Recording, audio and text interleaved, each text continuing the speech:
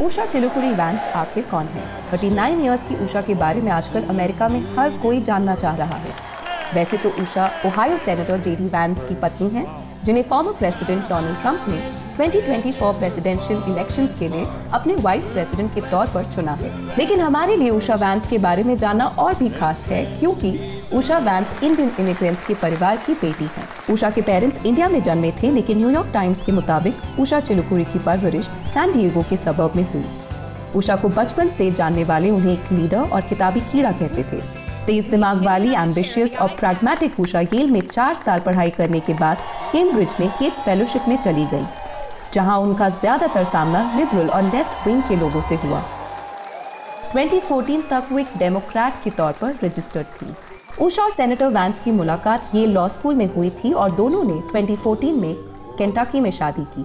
बाद में उन्होंने एक हिंदू पंडित से आशीर्वाद भी लिया। उषा वैंस ने अपने हस्बैंड सेनेटर वैंस की तरक्की में एक खामोश लेकिन अहम किरदार भी निभाया है।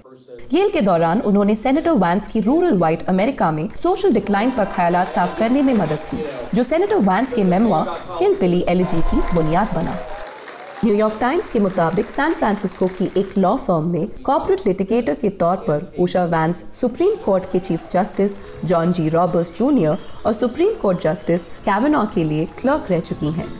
साथ ही उनकी एजुकेशन येल और कैम्ब्रिज में हुई। उषा बहुत कम लेकिन खास तरह से वैंस के साथ नजर आई।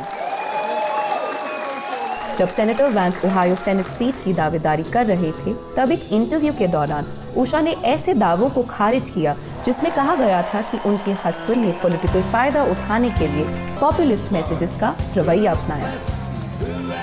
पिछले महीने फॉक्स एंड फ्रेंड्स में इंटरव्यू के दौरान नजरों से दूर रहने वाली उषा वैंस इस बात को साफ तौर पर कहने से बचती रही कि उनके पति मुल्क के दूसरे सबसे बड़े ओहदे के लिए कोशिश कर रहे हैं। जाहिर है अब सेनेटर जेडी वैंस के साथ साथ उषा चिलुकुरी वैंस की चर्चा भी पूरी दुनिया में होती ही रहेगी।